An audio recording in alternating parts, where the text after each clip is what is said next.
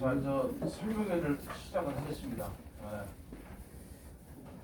저는 강남 한국학원의 대표 김기영입니다. 자, 반갑습니다. 박수 조금 세게 치시면 어떨까요? 좋습니다. 네.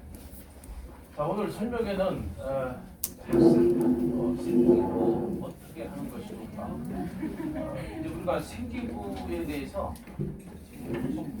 이렇게 좀 짚어놓고 가는 것이 좋지 않습니까?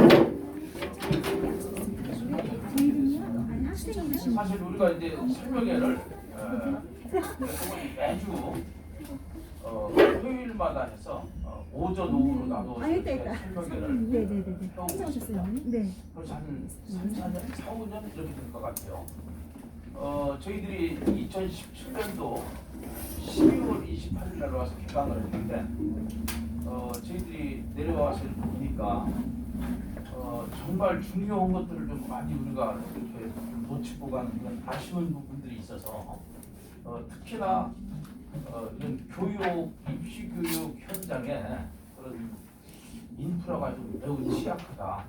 더군다나 이렇게 입시에 있어서 입시 제도나 입시 정보나 또는 입시 전략이 입시 결과에 미치는 영향이 지대함에도 불구하고 궁금한 그런 마음을 풀 수 있는 그런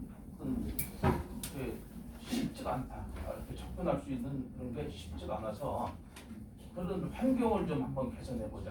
그래서 우리가 좀 여러 가지로 부족할 수는 있겠지만 한번 세종시의 입시 환경을 한번 선도해보자 해서 시작을 했었습니다. 근데 처음에는 저희들도 여러 가지 미흡한 것도 있었고 아쉬움도 있었지만 시간이 지나면서 보니까 정말 우리가 하길 잘했다. 우선은 우리 그 선생님들이 이렇게 강연에 나오는 선생님들이 모두 현장에서 세종에서 강의를 이렇게 하시는 분들이기 때문에 세종의 현실을 충분히 반영하는 그런 설명회가 되겠다 하는 그런 자신감들을 갖게 됐고 또 실제로 횟수가 거듭하고 시간이 지나면서 이제 세종의 그런 변화하는 부분들을 담아서 이렇게 살아있는 설명회를 할 수 있었다. 그래서 실제로 세종 아름동 주민자치회에서 좀 공동으로 설명회를 열자 해서 한 3년 전부터 매년 9월 첫째 주 토요일마다 아름동 주민들뿐이 아니라 세종시 주민들 한 200여 분을 모시고 이렇게 설명회를 열어오고 있습니다. 굉장히 반응이 좋고 그 다음에 관심들이 매우 높아서 많은 그 이어지는 상담들이 일어나고 이렇게 하고 있는데 실제 저희들은 그것을 성과로 생각을 하면서 정말은 입시 실적에도 많은 영향을 지금 미치고 있다. 그래서 세종 스스로가 이미 입시 학군으로서 굉장히 동력이 있게 이렇게 변화하는 그런 현실이지만 실제로 이런 어떤 동기를 부여해주는 설명회라든가 이런 것들은 참 주요했지 않는가 이런 생각을 가지고 있습니다. 그래서 세종의 입시 실적이 지금 매우 좋아지고 있습니다. 저희들이 처음에 내려왔을 때는 17개 광역시도 거기서 맨 꼴찌였죠. 저 제주도 섬만도 못했고 저 강원도 산골만도 우리가 못했었는데 지금은 이제 그렇게 두드러지진 않지만 성장 속도가 굉장히 빠르기 때문에 아마 지금 입시계에서는 세종시를 이렇게 어떤 하나의 학군으로 눈여겨 좀 볼 수 있을 정도로 빨리 변하고 있다. 실제 재작년에 금년은 아직 정시까지 해서 결과가 아직 안 나왔는데 작년 결과를 보면은 2023학년도는 서울대만 10개 학교에서 13명을 받았습니다. 세종에서 일반 고등학교 중심으로 그 이전까지만 해도 세종에서 한 3명 이 정도 가기 바빴었죠. 그래서 어느 학교에서 한 명 보냈다더라 이게 이제 그렇게 우리가 이제 알 수가 있었는데 지금은 이제 10개 학교에서 13명이 서울대를 갔다. 그 얘기는 15개 세종고등학교를 포함해서 15개 고등학교, 일반 고등학교가 있는데 이제 거의 모든 학교들이 서울대를 한 명 정도씩은 좀 보내고 있다. 이렇게 보시면 될 겁니다. 그 다음에 의대, 의학계열, 약학계열을 물론 중복 합격까지 일부 포함된 걸로 알고 있습니다만 43명이 합격을 했습니다. 그래서 이제 세종에서도 굉장히 이제 입결이 좋아지고 있다. 이렇게 보시면 됩니다. 그리고 또 빠른 속도로 이렇게 좋아지고 있다. 이렇게 보시면 되죠.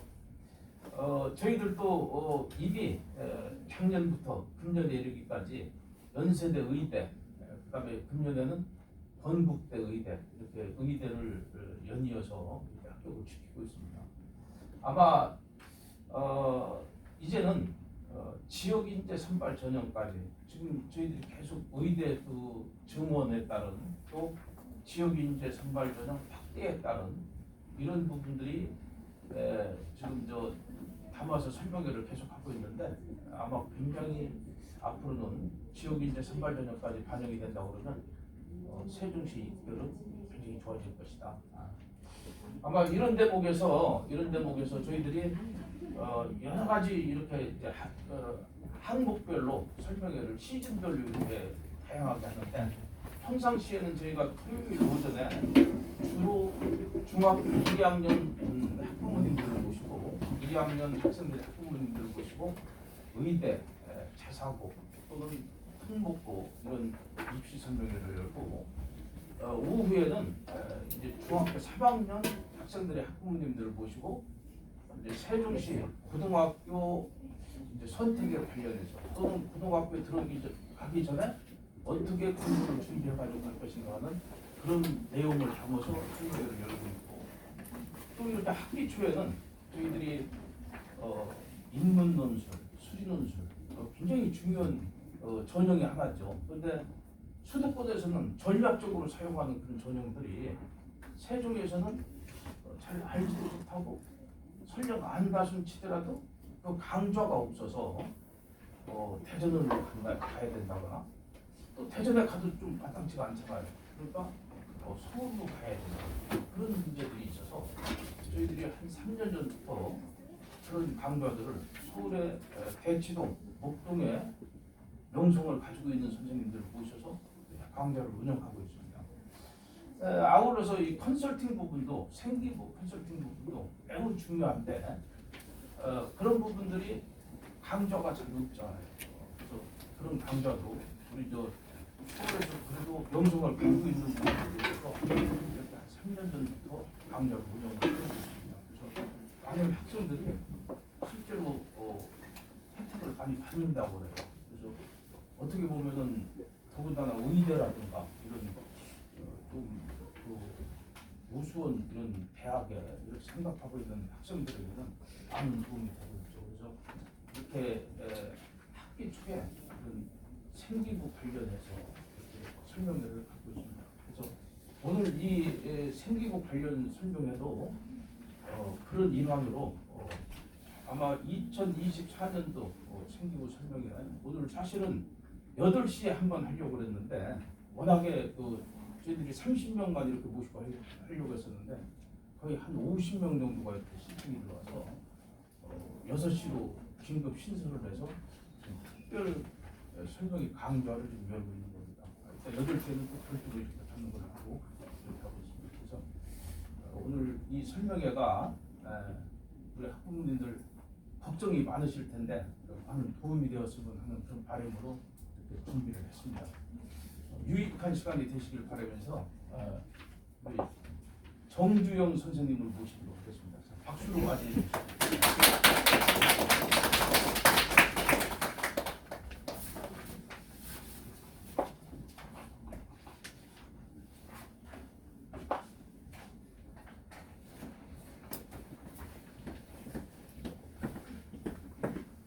안녕하십니까. 방금 초대를 받았던 정주영입니다. 일단 이제 금요일 날 또 식사하시고 바로 오셨을 수도 있을 것 같아서 좀 졸리실 수도 있을 것 같아서 최대한 좀 정말 중요한 포인트만 좀 말씀을 드릴 거고 제가 이제 뭐 간단히 저에 대해서 소개를 드리자면 뭐 거기 자료에도 뭐 진학 실적이나 뭐 저의 양력이나 뭐 학력이나 이런 것들이 다 쓰여 있기는 한데 저는 지금 컨설팅을 한 지는 한 10년 정도가 됐어요. 그래서 뭐 이제 여기저기서 이제 많은 지역들을 좀 돌아다니기도 했고 주로 지금 서울에서 수도권에서 많이 컨설팅을 하고 있는데 뭐 전국 각지를 돌아다녀봤지만 사실 뭐 세종에서 이런 수요가 시작이 된 거는 좀 이제 비교적 최근의 일인 것 같아요. 그래서 이제 좀 작년에도 이제 컨설팅을 진행해보고 이렇게 했을 때 조금 처음에는 이걸 해서 실질적으로 학생부에 반영이 될까에 대한 의구심도 되게 많으셨고 또 이걸 하는 게 정말로 효과가 있는가 이런 것도 많이 이제 물어보시고 하셨는데 또 이제 관리를 받고 있는 친구들 나름대로 이제 사실 이제 상위권으로 진학을 하는데 좀 여러 가지 방법들을 찾아주고 하다 보니까 좀 그런 데서 많은 도움을 받고 있는 것 같고 그래서 이제 실질적으로 컨설팅을 받지 않더라도 이제 초반에는 사실 그렇게 무조건 뭐 의존적으로 해야 되는 건 아니기 때문에 방향을 정확히 알고 시작을 했으면 좋겠다 이런 의도로 설명을 좀 드리도록 할게요.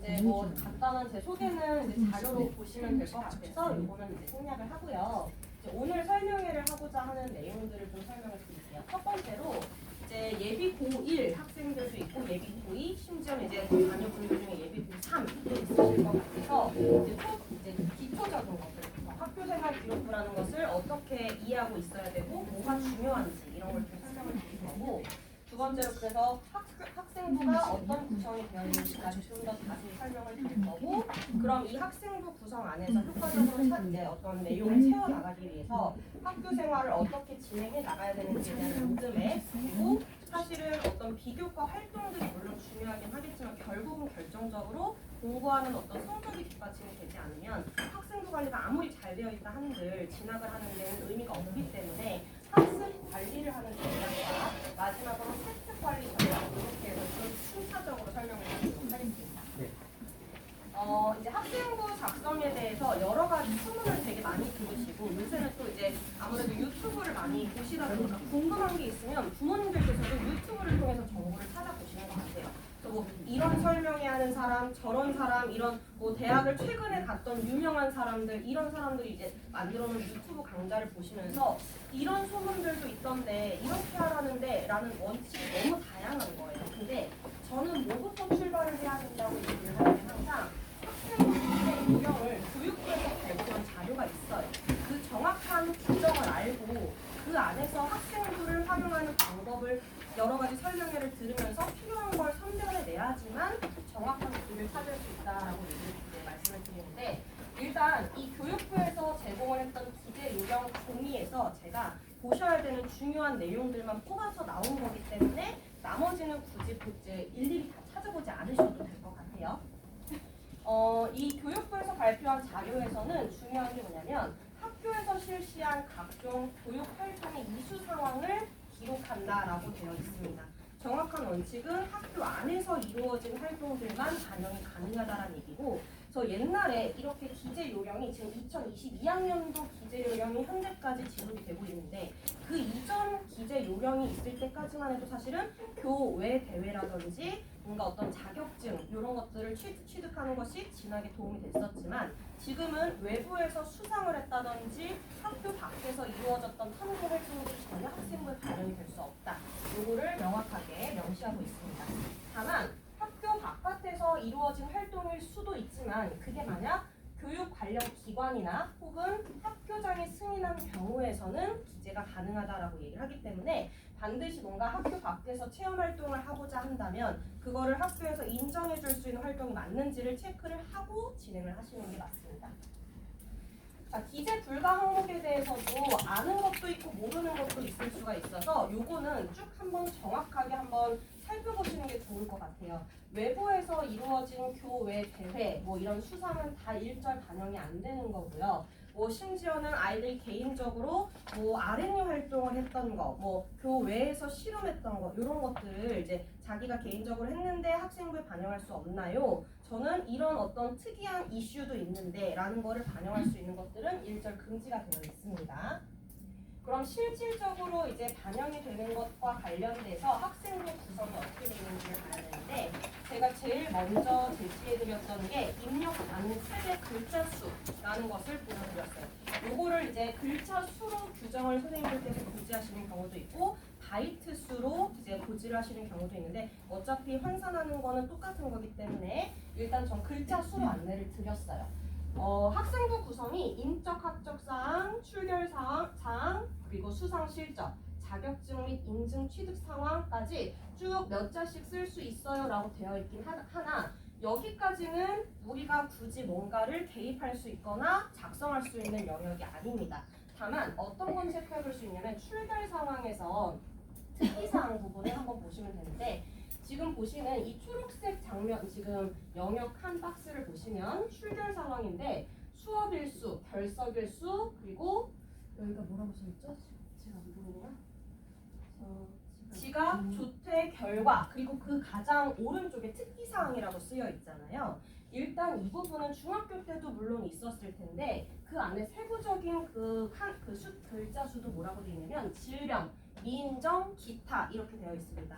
과거에는 미인정이라는 표현 대신에 무단이라는 표시를 썼었는데 그냥 표현만 바꾼 거고 미인정은 무단으로 처리가 된 거기 때문에 학교에 고지가 되지 않은 상태에서 출석을 하지 않았거나 지각을 했을 때 그 부분에 숫자를 기입하게끔 되어 있습니다. 근데 다른 출석 사항은 아무 문제가 되지 않지만 이 미인정 칸에 문제가 생길 경우에는 성실성에 대한 타격을 주기 때문에 다른 건 몰라도 반드시 미인정은 발생하지 않아야 된다. 대표적인 게 대부분은 늦잠을 자서 지각을 했다든지 혹은 갑자기 이제 뭐 방황을 하면서 학교에서 이제 몰래 사라졌다가 들킨다든지 이런 것들이 있는데 그런 것들이 발생을 하게 되면은 일단은 학종을 준비를 하는 과정에서는 반드시 성실성의 타격이 갈 수 있다. 주의를 해주시면 되겠고 그래서 감점 등 불이익이 있을 수 있는데 그거를 커버하고자 한다면 사실은 특기사항에다 뭔가를 기입해 주시거나 혹은 미인정이 되지 않을 만한 충분한 증빙 서류를 제출해서 예를 들어서 뭐 변결을 했다라는 입원 증명이나 이런 걸 제출을 해주시면 전환이 될 수 있으니까 그걸 커버해 주시면 좋을 것 같아요.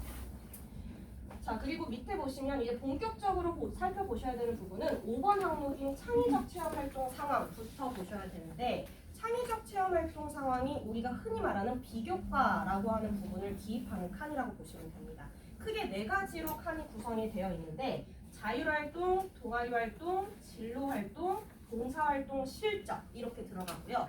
봉사활동은 따로 별도로 얘가 무슨 봉사를 왜 했고 어떻게 했고 이렇게 상세히 기록할 수 있는 칸이 아니라 실적만 몇 시간을 어디서 했습니다 라는 기록을 할 수가 있는데 이거는 학교에서 그냥 기본으로 지급되는 시간만 받아도 우리가 굳이 더 따로 챙기지 않아도 되는 칸이기 때문에 신경을 안 쓰셔도 되고 실제로 신경을 써야 되는 건 위에 3개 칸입니다. 자율활동, 동아리활동, 진로활동 이렇게 3개부터가 비교과의 핵심이라고 보시면 됩니다. 예를 들어서 자율활동 500자, 동아리활동 500자, 진로활동 700자 이 칸을 어떻게 채우느냐에 따라서 학종의 그 어떤 경쟁력이 굉장히 많이 달라진다고 보시면 되는데 첫 번째 자율활동부터 먼저 설명을 드리면 자율활동은 쉽게 말하면 학교에서 이루어지는 공통의 행사나 활동 내용을 기입하게끔 되어 있습니다. 예를 들어서 수학여행, 뭐 어떤 체험활동, 학교에서 이루어지는 뭐 체육대회, 뭐 부스 운영, 혹은 자기가 어떤 임직원의 역할을 했다면 학생회나 뭐 임원, 학급 임원 이런 역할들이 다 이제 기입이 되게끔 되어 있는데 이 칸을 채울 때 가장 주의해야 될 점은 모두가 똑같이 복사 붙여넣기 되는 기록은 의미가 없다라는 부분이에요.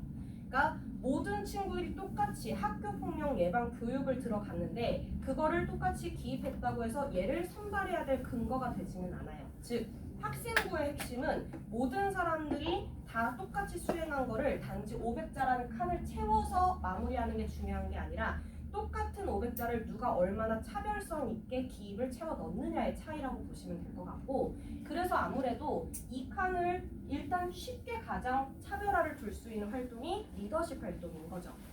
근데 그럼 리더십이라고 하면 애들이 제일 많이 떠올리는 거는 학생회 활동하고 학급 임원을 떠올리게 되는데 여기서 추가로 또 멘토 멘티 활동 같은 것도 이제 들어갈 수가 있겠고, 학교에 따라서는 뭐 학교 차원에서 어떤 뭐 프로그램을 운영을 해서 그 안에서 리더십을 수행할 수 있는 역할을 주기도 하는데, 그건 학교마다의 자율성이 조금 달린 문제라고 보시면 될 것 같아요. 그럼 이 리더십의 대표적인 학생회, 그리고 학급 임원, 그리고 멘토 멘티 활동, 요 중에 하나 정도는 했으면 좋겠다라는 거를 생각해 보시면 되는데, 그게 꼭 의무라고 보실 필요는 없을 것 같아요. 예를 들어서 대학에 가는 데 있어서 리더십이라는 게 꼭 필요하냐라고 하면 일단 의무는 아니에요. 그걸 하지 않았다고 해서 진학을 시키지 않는 건 아닌데, 보통은 대부분이 리더십을 가진 인재를 대학은 선호하는 건 맞습니다.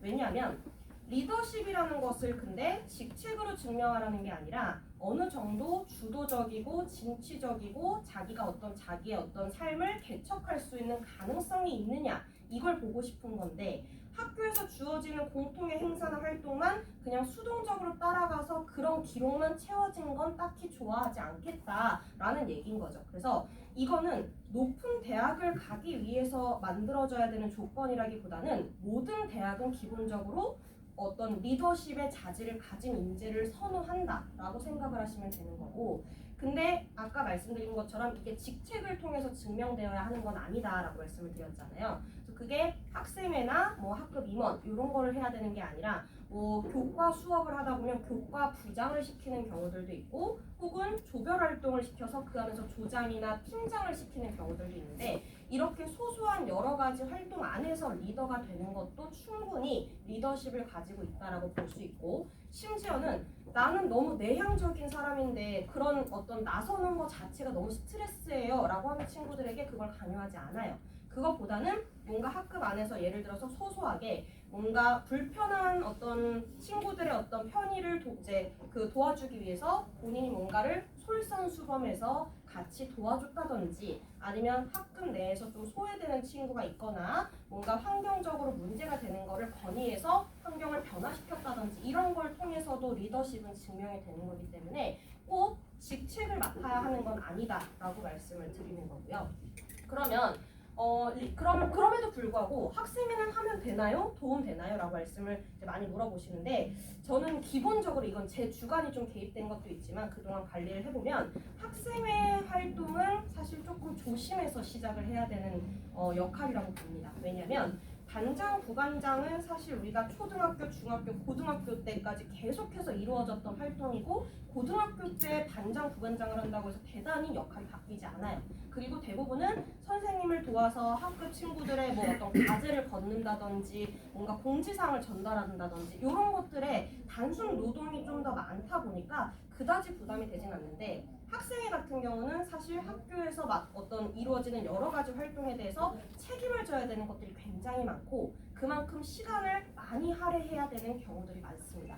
보통 1학년 때 학생회를 들어가면 그게 자연스럽게 2학년 때까지 끌고 가야만 하는 상황이 되는 경우들이 많아서 1학년 때 하고 그만둔다? 쉽지 않고요. 혹은 1학년 때 안 했는데 2학년 때 한다? 그러면 이제 대학의 입장에서는 뭘 좀 더 주의해서 평가하게 되냐면, 1학년 때 안 하고 2학년 때 했는데 2학년 때 성적은 안 떨어졌는지를 먼저 우려할 수밖에 없어요. 그래서 내가 이 활동을 하는 게 얼마나 대학을 진학하는데 혹은 내 전공 분야를 개발하는데 도움이 되느냐를 판단을 해서 결정을 하는 거지, 그냥 난 여러 가지 친구들을 만나서 경험하는 게 너무 좋고 학교 안에서 내가 어떤 역할을 맡아서 성취하는 거에 의미를 좀 많이 갖는다, 그런 이유 하나만으로 어떤 역할을 맡기는 조금 위험할 수 있다는 거, 결국은 1순위는 학교 성적이라는 거를 잊지 않는 선에서 이제 학생회 활동을 해야 된다, 이렇게 많이 말씀을 드립니다.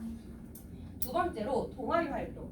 자율활동보다 사실은 더 어떻게 보면 비교과의 핵심이 되는 영역이 동아리라고 보시면 될 것 같아요.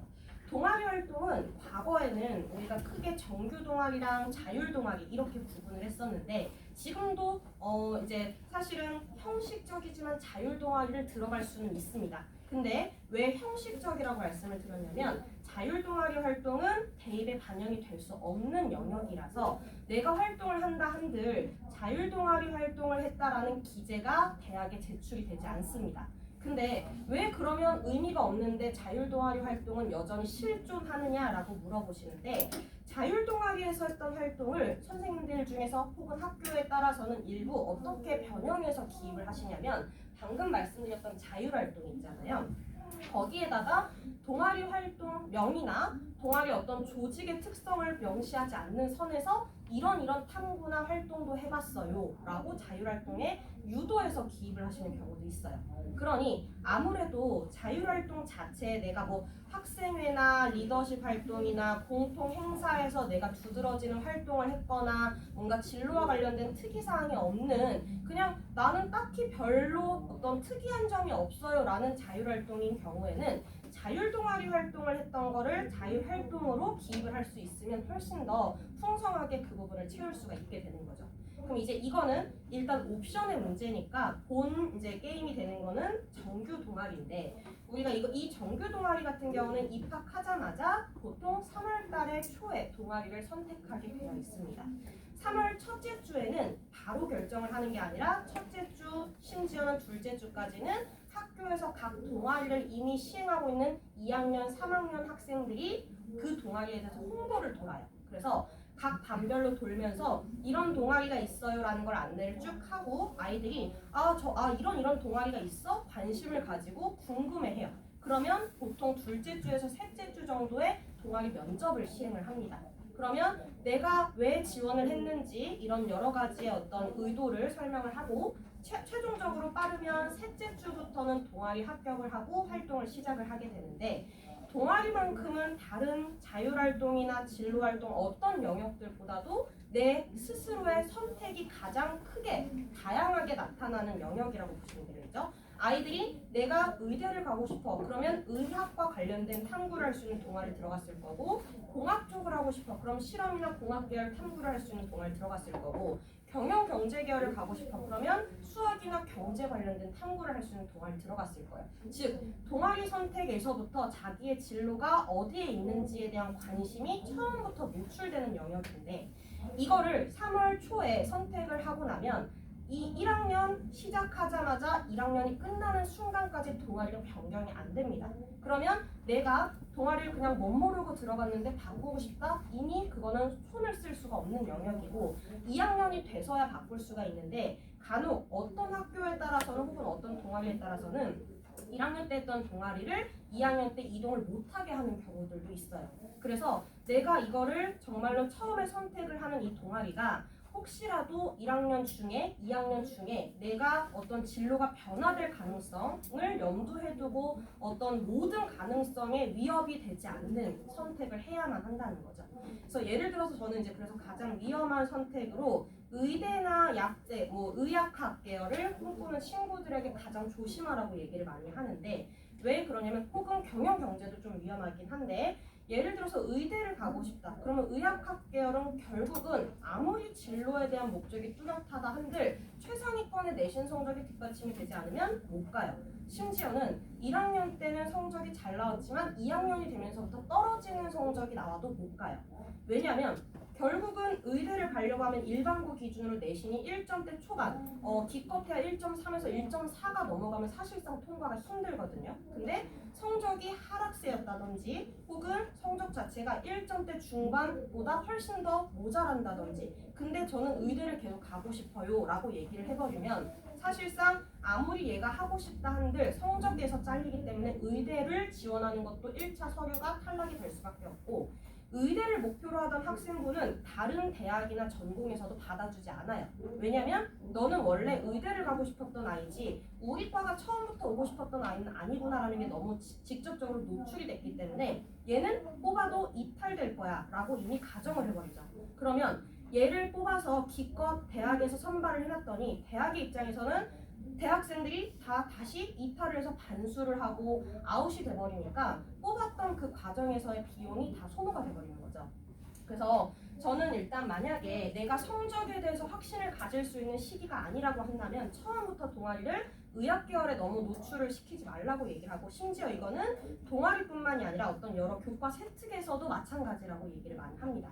그래서 보통은 1학년 때까지는 이제 욕심이 있어서 했는데 2학년이 되니까 성적이 잘 안 나왔는데 어떻게 해요? 수습해 주세요라고 얘기를 하시는데 그렇게 되었을 때는 이제 2학년이 이제 되자마자 왔다면 이제 유사하게 뭐 생명과학이라든지 뭐 화생공이라든지 이쪽으로 변형을 해서 이제 유도를 해달라고 얘기를 하긴 하나 그쪽으로 갔을 때 정말 충분히 내가 적합성을 입증할 수 있는 학생부를 만들려면 2학년 때부터는 훨씬 더 많은 노력과 투자가 필요해지는 상황이 되기 때문에 아직 1학년 때까지 내가 내 성적에 자신이 없고 내가 진짜 이쪽 분야로 가겠다라는 확신이 드는 게 아니면 초반에는 좀 범위를 넓혀놓고 일단 뭐 공학 계열 뭐 아니면 뭐 이렇게 생명이나 보건 계열 요 정도까지의 키워드는 노출을 해도 된다 이렇게 말씀을 드려요. 그래서 동아리 선택을 신중하게 해야 되고 경영경제 계열을 제가 이제 아까 전에 조심해야 된다고 말씀을 드렸던 이유는 결국은 상경계열 진학은 결정적인 게 일단 수학 성적이 뒷받침이 되지 않으면 쉽지가 않아요. 다른 과목은 다 1, 2등급이 나오는데 수학만 자꾸 3, 4등급이 나와요. 그래도 평균이 높으니 상경계열 갈 수 있지 않을까요? 1차 통과는 운이 좋게라도 할 수는 있을지 모르겠지만 2차는 면접을 보게 될 때 면접에서 대놓고 그 부분을 공격을 합니다. 왜 다른 과목들은 잘하는데 수학만 이렇게 성적이 안 나오니? 라는 의도로 면접을 했을 때 내가 할 수 있는 답은 어떻게 해도 변명밖에 되지 않아요. 그래서 사실은 문과생이기 때문에 문과를 선택하는 많은 이유가 수학이 약해서인 친구들이 많은데 문과를 간다고 해서 수학을 피할 수는 없다. 그러니 문과든 이과든 수학은 반드시 잡고 가야 한다라고 저는 꼭 얘기를 하는 편이고 상경계열을 그냥 막연히 가고 싶어요라고 얘기하지만 수학에 대한 선행이나 어떤 우수성이 입증이 되지 않으면 사실상은 이제 경영경제계열이 아무리 많은 인원을 선발한다 한들 1차 통과가 안 될 가능성도 높다 이렇게 말씀드립니다. 자, 그 다음에 세 번째가 진로활동인데 진로활동은 똑같이 자율활동이랑 어떤 면에서는 좀 비슷한 성격을 가지기도 해요. 진로활동은 말 그대로 내 진로에 관련해서 좀 경험했던 것들을 자세히 기록을 해주시다 보니까 이 아이가 이제 학교에 입학해서 혹은 이제 2학년이 되고 나서 초기에 하는 어떤 진로 적성 검사 결과가 어떻게 나왔는지 혹은 진로 체험이나 강연 들었던 거 혹은 본인이 어떤 학교에서 어떤 자율활동 시간에 했던 포트폴리오 작성 이런 내용들을 기입을 할 수 있게 되어 있는데 자율활동하고 진로활동은 둘 다 담임 선생님이 작성을 하실 수가 있습니다. 원래 정식적으로는 진로활동은 진로 선생님이 따로 계시기 때문에 진로 선생님이 쓰시는 영역인 건 맞는데 진로활동은 진로 선생님과 담임 선생님 두 분이 모두 쓰실 수가 있고 자율활동은 담임 선생님만 쓸 수가 있어요. 그래서 칸수가 사실은 자율활동이 500자고 진로활동이 700자잖아요. 진로활동에 두 선생님이 여러 가지를 막 골고루 쓰셔요. 근데 진로활동에 쓸 얘기가 너무 많다든지 혹은 거꾸로 자율활동에 쓸 말이 딱히 없다든지 이렇게 되면 담임 선생님이 진로활동 칸에 쓰려고 했던 내용을 자율활동으로 넘겨서 채우시기도 해요. 그래서 요 두 개를 완벽히 분리하려고 하기보다는 어찌됐건 자율활동을 채워나가는 데 있어서도 진로와 관련된 활동들을 많이 경험해 놓는 게 좋다 이렇게 보시면 됩니다. 자, 그 다음 6번째가 교과학습 발달 상황이라고 해서 쉽게 생각하면 여기가 이제 진짜 중요한 성적이 나오는 그 영역이라고 보시면 돼요. 결국은 네네네네. 아까 네. 동아리 활동 설명하실 때 네. 처음부터 너무 이렇게 설정해서 거기 좋지 않아가지고 네네네. 근데 지금 두 번째 좀 다른 영역인데 우리가 진로 활동에서는 어차피 그게 노출될 수밖에 없는 그러니까 처음에 진로를 의학학 계열이라고 너무 노출을 시키는 거는 어디에서도 위험해요. 그러니까 예를 들어서 이제 얘가 나는 이제 잠재적으로 의대를 가고 싶은 생각이 있어요. 그러면 진로 활동을 채울 때도 의대라고 얘기를 하는 것은 어딘을 언급하지 않는 게 좋죠. 똑같이 그냥 네, 똑같이 네. 유사하게 그냥 활동을 해라 이게 저 진로 활동을 기입하는 칸이 어떻게 구성이 되어 있냐면 제가 이 뒤에 이제 디자인을 잠깐 보시면 되는데 여기에 지금 진로 활동 안에 보면 세부적으로 진로 지금 분야라고 써 있나요? 희망 분야라고 써 있죠. 희망 분야 옆에 빈 칸이 있잖아요. 그 칸에다가 선생님들이 3월 초에 너의 진로 희망을 써서 내렴이라고 얘기를 하세요. 근데 애들이 아무 생각 없이 저는 의대 이렇게 얘기를 하면 의대라고 쓰실 거고 그거에 맞춰서 동아리 활동이랑 이런 모든 해석이 다 이루어지게 되겠죠. 물론 저 칸 자체는 이 칸만 대입에는 반영이 안 됩니다. 이 부분이 가려져서 제출이 되는데 여기에 아이가 썼던 의대라는 그 명칭이 이 칸이 지워진다 한들 밑에 세부적인 활동을 선생님들이 채워주시는 과정에서 결국은 그 키워드를 노출을 하세요. 그러면 의대를 가고 싶은 학생으로서 이렇게 쓰시는데 그게 동아리와 맞물려서 얘가 모든 부분에서 의대를 막 채워나갔어요. 그러면 위험하다는 거고 사실 근데 저 부분 진로 활동에는 의대라는 워딩이 쓰여도 변경이 가능해요. 진로 활동과 자율 활동은 세특을 1년간 수정이 가능하거든요. 그러니까 중간에 저 진로가 바뀌었어요 라고 얘기하면 이전에 얘가 목표라고 선생님들께 설명을 드렸던 키워드를 지울 수가 있어요. 근데 동아리는 바꿀 수가 없죠. 그러니까 일단 동아리는 처음 시작을 잘못 끊으면 1년 전체가 망가질 수가 있으니까 예를 들어서 의대를 가고 싶어도 뭐 실험이나 뭐 생명이나 화학 관련된 활동을 할 수 있는 포괄적인 활동을 들어가고 진로에다가는 의대를 일단 명시를 해봐도 괜찮은데 위험하다 싶으면 그거를 돌려서 수정하면 되는 거예요. 그럼 답변이 되셨을까요? 네. 그럼 일단은 다시 돌아가서요. 6번째 교과학습 발달 상황이 성적이 들어간다고 말씀을 드렸는데 성적 숫자로 등급과 뭐 표준 점수 100분위 뭐 이런 것들이 다 들어가잖아요. 원점수랑 이런 게. 근데 이 성적 숫자만 들어가는 전형은 학생부 교과 전형이에요. 그걸 우리는 정양 평가라고 얘기를 하고 학생부 성적 이외에 방금 얘기했던 비교과라든지 혹은 성적 밑에 선생님들이 개별적으로 과목에 대해서 쓰시는 교과 세특이라든지 이런 학생부 전체를 종합적으로 반영을 하게 되는 전형이 학생부 종합 전형이란 말이에요. 근데 가장 큰 차이는 학생부 교과 전형은 정양 평가를 하는데 그 양에 반영이 되는 과목이 주요 과목만 반영을 한다는 거예요. 이과 계열이다, 이공 계열이다 그러면 국영수과를 반영하고요. 그리고 문과, 인문 계열을 이제 진학하고자 한다 그러면 국영수사한을 반영을 하게 됩니다. 근데 이러다 보니까 주요 과목만 관리해도 돼라는 것은 교과 전형을 목적으로 하는 친구들만 해당이 되는데 문제는 교과 전형이라는 것 자체가 이 숫자로 된 5과목, 4과목만 성적을 반영하는데 당연히 입결 커트라인이 높아지겠죠.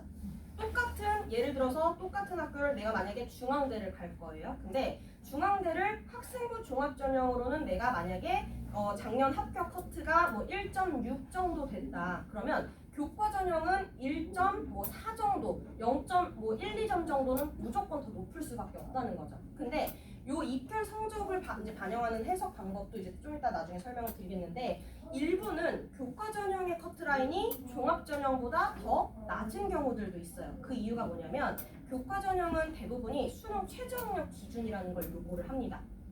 종합 전형은 수능 최저 기준을 요구하지 않는 경우들이 훨씬 많아요. 그러면 쉽게 말하면 교과 전형은 숫자로는 내신 성적이 나쁘지 않은데 얘가 최저 기준 수능을 못 맞춰서 탈락한 애들이 너무 많아지면서 성적이 내신이 낮았지만 수능을 비교적 잘 본 아이들이 통과된 경우가 많았다는 얘기예요. 그래서 추가 합격이나 이런 것들이 많이 돌게 되는 거고 이제 심지어는 면접도 이제 영향을 많이 주다 보니까 커트가 달라지기도 하는데 일단 기본적인 틀은 그렇다 보시면 되고요. 그럼 이 교과 성적에 대해서 이제 말씀을 드리면 학생부 종합전형 같은 경우는 정성 평가를 해요.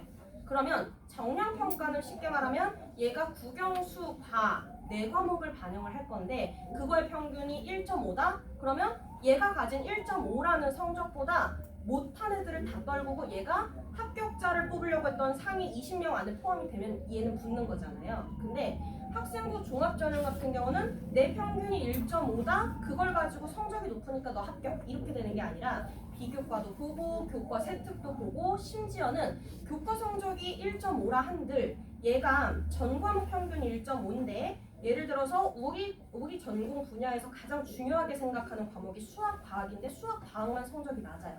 혹은 수학, 과학 잘했는데 예를 들어서 의외로 막 기가, 한문 이런 좀 약간 중요하지 않다라고 여겨지는 과목을 막 완전히 이제 포기를 한 상태의 성적이 나온 거예요. 그러면 괘씸죄가 적용이 되죠.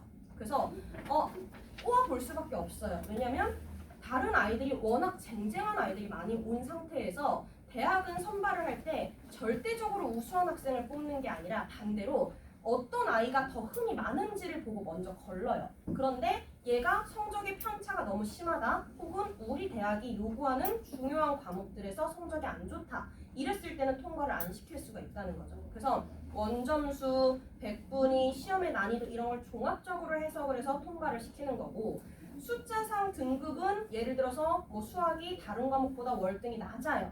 그렇다고 무조건 탈락을 시키는 건 아니에요. 왜냐하면 밑에 교과 세특이라는 걸 선생님들이 기록을 해주시기 때문에 얘가 성적이 낮다. 그럼 일단 대학은 얘 왜 수학만 이렇게 안 좋아?가 아니라 그게 진짜 성적이 수학을 못해서 나온 결과인지를 해석을 합니다.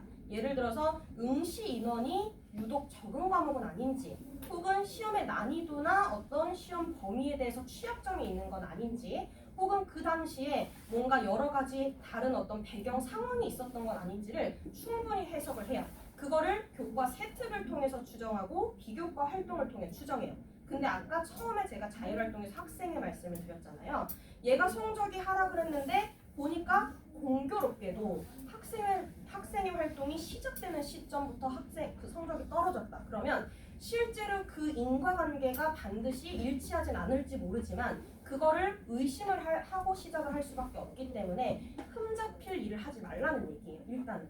그래서 그런 부분들이 있고, 교과 세특에서는 선생님들이 수업 진도를 나가시면 기본적으로는 수업에서 무슨 진도를 어떻게 나가셨어요? 라고 이제 선생님들이 쓰시는데 이제 공통의 기록은 사실은 의미가 없다는 거죠. 그럼 그 외에 이 아이가 개인적으로 했던 탐구, 혹은 수업 중에 선생님들이 과제를 줬는데 수행평가를 했는데 그 수행평가에 대해서 진행한 결과가 이 아이만의 어떤 특색이 있거나 진로와 연계해서 탐구한 게 있는지, 혹은 교과 간의 연계성을 가지고 탐구를 했는지, 이런 것들을 복합해서 이제 보게 되는 겁니다. 그래서 교과 세특이 되게 중요하다라는 얘기가 성적이 부족하더라도 그거를 해석할 수 있는 근거가 충분히 있기 때문에 그 부분을 좀 더 신경을 써라라고 하는 의도가 있습니다.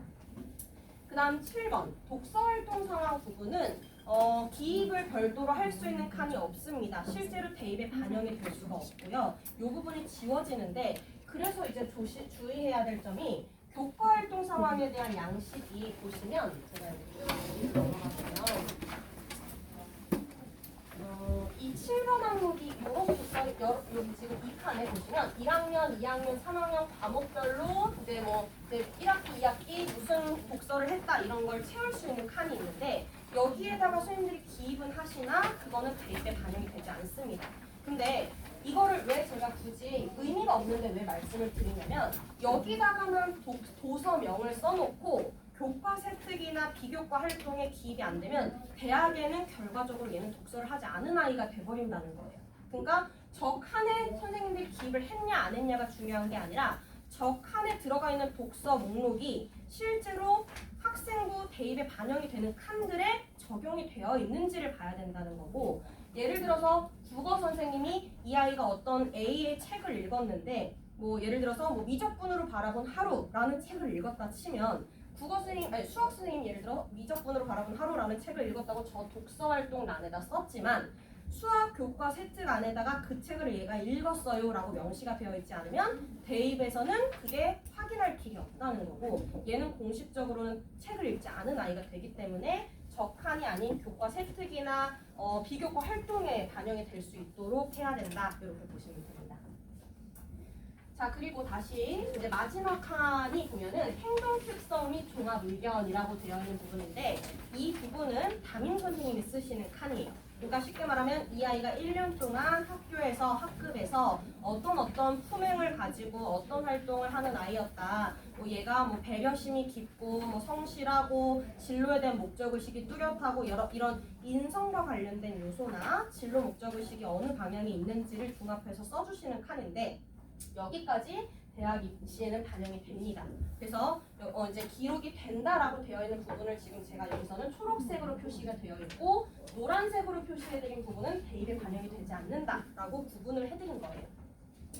그래서 세부적으로 이제 제가 설명을 드린 것들에 대한 설명이 자율활동, 동아리활동, 진로활동에 대해서 공식적으로 발표가 된 자료를 제가 같이 첨부를 드렸으니까 요거는 한번 보시면 될 것 같고요. 교과학습 발달 상황 성적을 반영하는 데 있어서도 보시면 석차 등급으로 1등급부터 9등급까지 반영이 되는 과목이 있고 성취도 평가라고 해서 A, B, C 이런 식으로 등급을 매기는 과목들이 있을 거예요. 그래서 우리는 쉽게 말하면 이 성취도로 반영하는 과목을 진로 선택 과목이라고 부르는데 진로 선택 과목보다는 사실 석차 등급으로 나오는 과목의 영향력이 훨씬 큽니다. 그래서 일단 기본적으로 평균으로 산출할 수 있는 1등급부터 9등급까지 해당하는 과목들 우리가 주요 과목이나 어떤 메이저 과목이라고 많이들 얘기도 하시는데 그런 과목들을 먼저 신경을 써야 되는 건 맞는데 저는 진로 선택 과목에서 뭐 A가 안 나온 과목이 있는데 어떡하죠? A가 안 나온 게 문제가 되진 않아요. 하지만 유독 누가 봐도 눈에 띄게 막 D, 막 C, 막 이렇게만 다 내리 꽂았어요. 그러면 그거는 좀 타격이 있을 수 있겠죠? 그러니까 학생부 종합에서는 성취도 이제 진로 선택 과목을 반영하는 방식이 학교에 따라 다르고 교과 학생부 교과 전형도 마찬가지고요. 그거를 반영하는 학교, 반영하지 않는 학교, 심지어 전공에 따라서도 진로 선택 과목은 반영을 하지 않아요. 반영할 거예요라고 얘기하는 경우도 있는데 그렇게 반영을 한다 안 한다라고 명시되는 건 대부분이 학생부 교과 전형이고요. 종합 전형은 이 부분을 제외할 수가 없게 되어 있어요. 그래서 일단 다 반영이 되는 거다.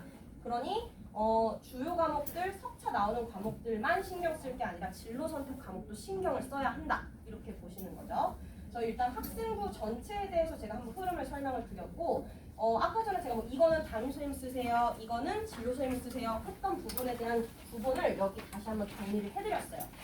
담임 선생님 쓰시는 칸, 동아리 선생님 쓰는 칸, 교과 선생님들이 쓰는 칸 이렇게 다 구분이 되어 있기 때문에 이걸 잘 알고 있어야 되는 게 내가 뭔가를 수정하고 싶은 부분이 있으면 해당 선생님한테 찾아가야 되는데 엉뚱하게 그냥 모든 걸 담임 선생님한테 바꿔주세요 한다고 바꿔줄 수가 없다는 거고 이 각각의 고유 권한을 가진 선생님들이 난 수정해줄 수 없어, 난 네가 제출한 거 반영해주지 않을 거야 라고 얘기하면 누구도 그걸 침범할 수가 없어요. 심지어는 학교장이라고 한들 학교장이 압력을 넣는다 한들 그것도 월권이기 때문에 그 해당 선생님들과의 어떤 충분한 관계와 소통이 중요하다. 학생부를 관리하는 데 있어서는 이렇게 보시면 됩니다.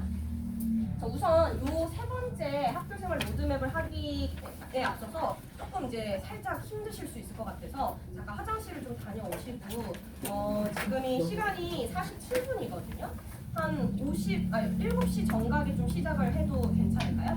네, 그럼 그렇게 하도록 하겠습니다.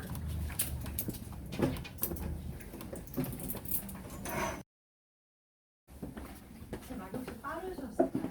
괜찮으세요? 속성으로 하는 게 더 집중에 도움이 되지 않나요?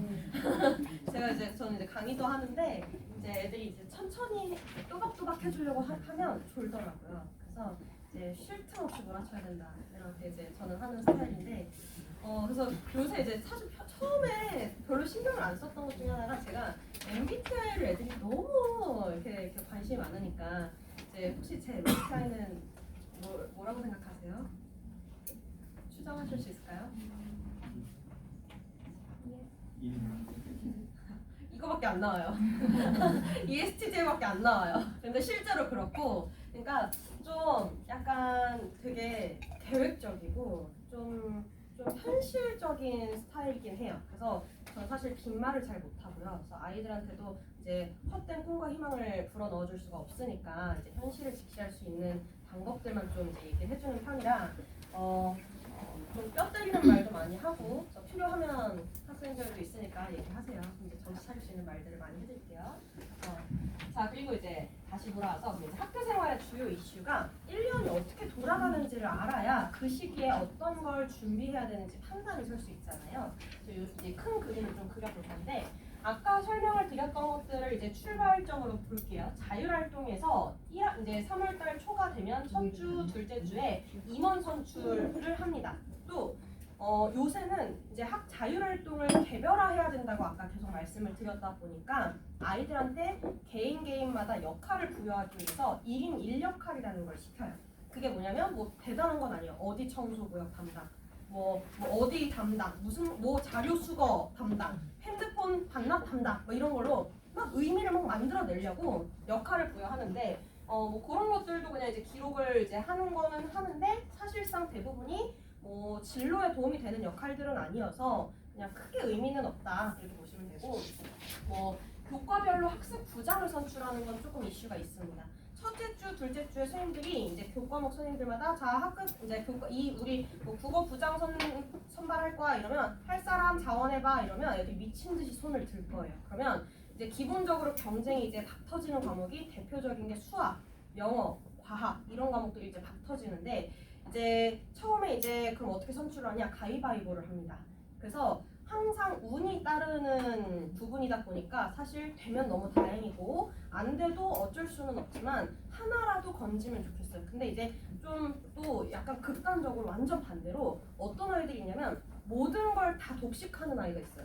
그럼 이제 뭐 국어 부장도 하겠다, 수학 부장도 하겠다, 영어 부장도 하겠다 이래가지고 모든 부장을 휩쓰는 거예요. 그럼 이제 반에서 정상적인 학교 생활을 하기가 힘들겠죠. 이제 모든 아이들의 눈총을 받을 거기 때문에 꼭 모든 과목을 독식할 필요는 없다. 한두 개만 해도 그냥 얘 리더십 입증됐네. 뭐 그리고 이제 그 선생님하고 좀 더 소통을 할 기회가 더 많겠다. 요 정도지. 그걸 모든 걸 다 끌어안고 있어야 되는 건 아니니까 욕심 부리지 않았으면 좋겠다 이거고요. 학생 네. 과목의 주요도에 따라서 네.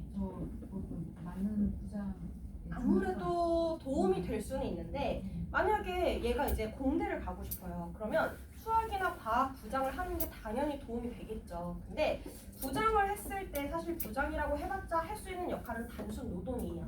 선생님 뭐 컴퓨터 갖다가 세팅해드리고 과제 받고 이런 것들이라서 그 부장을 했기 때문에 얘가 교과 그 수업에 대해서 훨씬 더 퀄리티 높은 결과물을 얻을 거다 이건 아닌데 이게 아니고 네. 그러니까 과목에 따라서 예를 네. 들어서 아까 말씀하셨을 네. 때 국영수 주요 과목에 막 서로 생긴다고 그랬잖아요. 네네네. 예를 들어서 뭐 주요도가 좀 떨어지는 그런 기타 과목? 네. 예를 들자면 뭐 역사라든지 네. 좀 과목 네, 그럴 수 있죠. 네네네. 다른 네. 주요도가 비교적 떨어지는 그런 과목에 대해서 하는 거와 네. 국영수 하는 거와 차이가 있는지.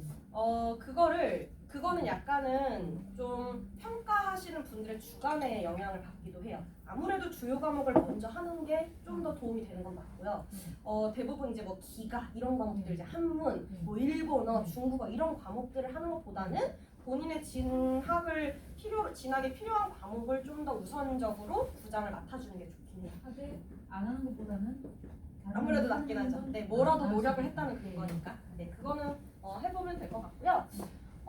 동아리 활동 아까 말씀드린 것처럼 첫째 주, 둘째 주에 동아리 홍보가 돌 거고 이제 세 번 2주차, 3주차 면접을 보고 실질적으로 3주, 4주차에 동아리 활동이 시작이 되는데 요 동아리 운영은 초반부터 막 열심히 돌아가는 학교들도 있지만 아예 1학기 동안 아무것도 안 하고 잠잠하다가 2학기나 혹은 학기 말에 후반부에 막 몰아치듯이 동아리 활동을 하기도 해요.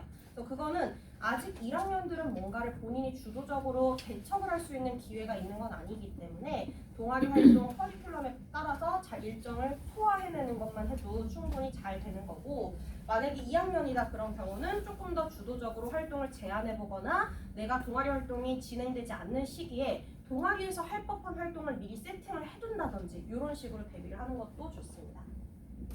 그 다음에 3월달 이제 중반부쯤 되면 이제 진로 활동 중에서 진로 적성 검사나 혹은 진로 강연, 체험, 탐구 활동 이런 것들을 많이 시킵니다. 그래서 뭐 예를 들어서 뭐 진로 체험이다라고 하면은 어떤 식으로 이제 시키시냐면 여러 가지 진로 선택을 해서 체험할 수 있는 부스를 이제 학교에서 세팅을 해줘요. 그래서 뭐 경영경제 체험할 수 있는데 뭐 이제 뭐 어문 계열 체험할 수 있는데 이런 식으로 여러 개를 체험할 수 있게 깔아놓고 그 중에서 원하는 데를 선택해라고 얘기를 하신단 말이에요. 그러면 그 선택한 내용이 세특에 들어갈 거기 때문에 선택 자체도 조금 중요하긴 하겠죠.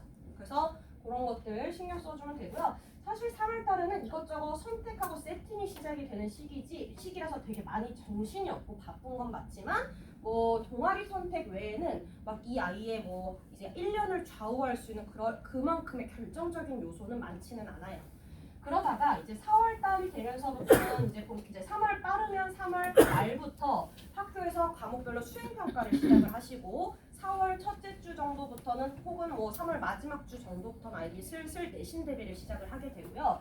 보통은 5월 초에서 중순 정도까지가 중간고사 기간 그리고 그 이제 이후에 다시 또 기말고사 기간이 뭐 이제 6월 말에서 뭐 7월 말 요 사이에 넓게 이제 포진이 되어 있죠. 그래서 이 시험 기간 사이에는 뭔가 대단히 복잡한 걸 많이 시키지는 않으세요 학교에서도. 근데 그 일부 동아리 활동이 중간고사와 기말고사 사이 기간에만 바짝 돌리고 진로 활동도 그 잠깐 사이에 바짝 돌리고 이렇게 하는 경우도 있고요.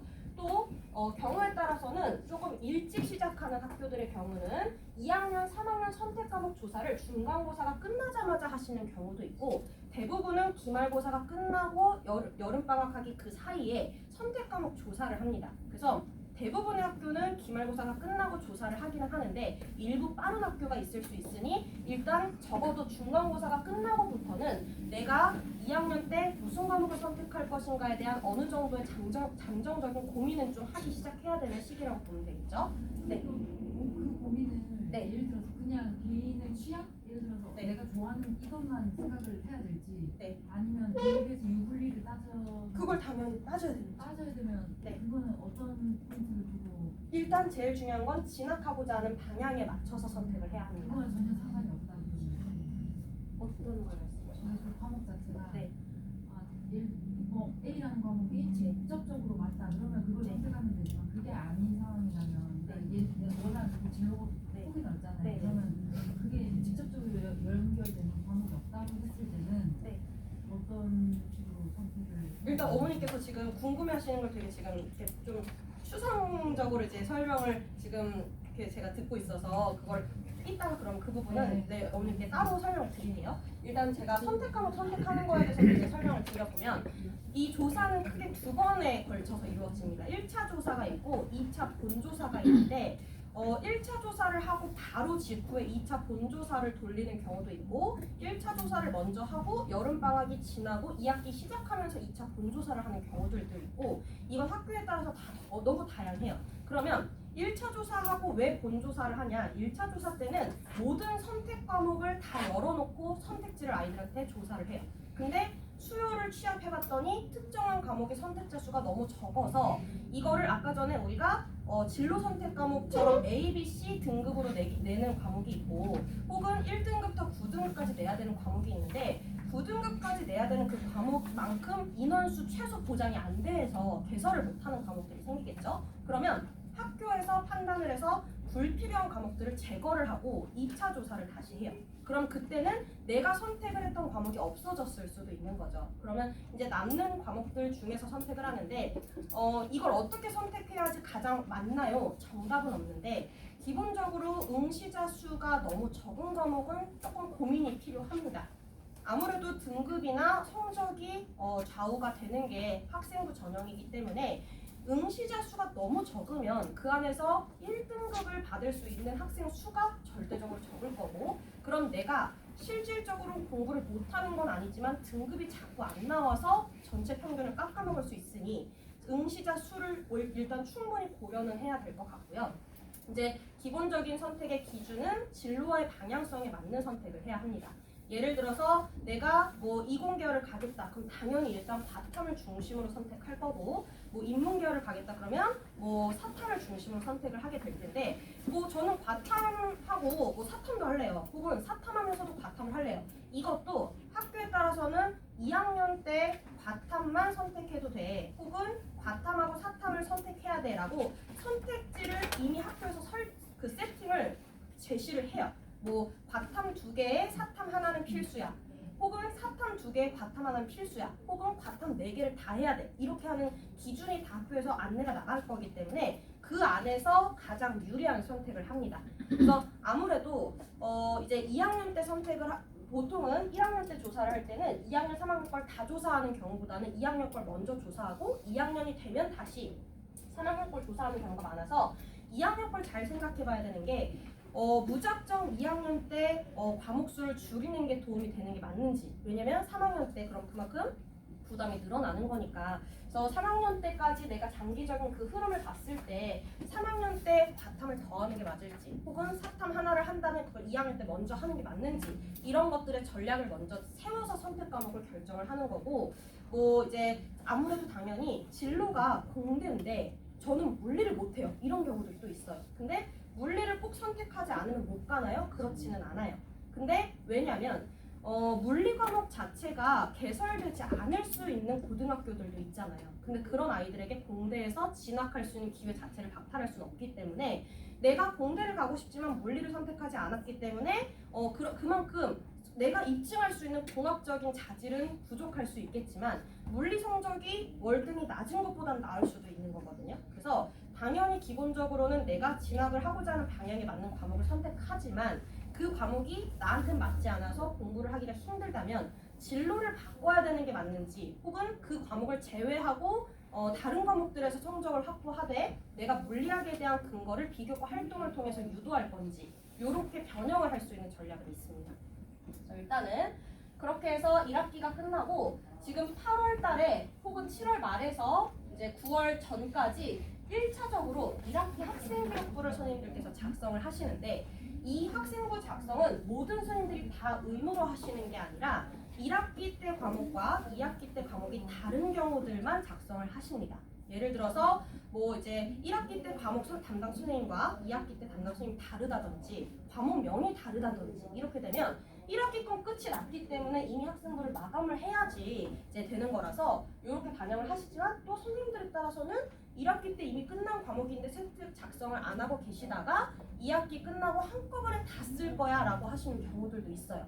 그래서 선생님들이 어느 시기에 뭘 하시겠다라고 하는지를 고지를 잘 듣고 그 시기에 맞춰서 학생부 수정과 반영을 해야만 하는 거죠.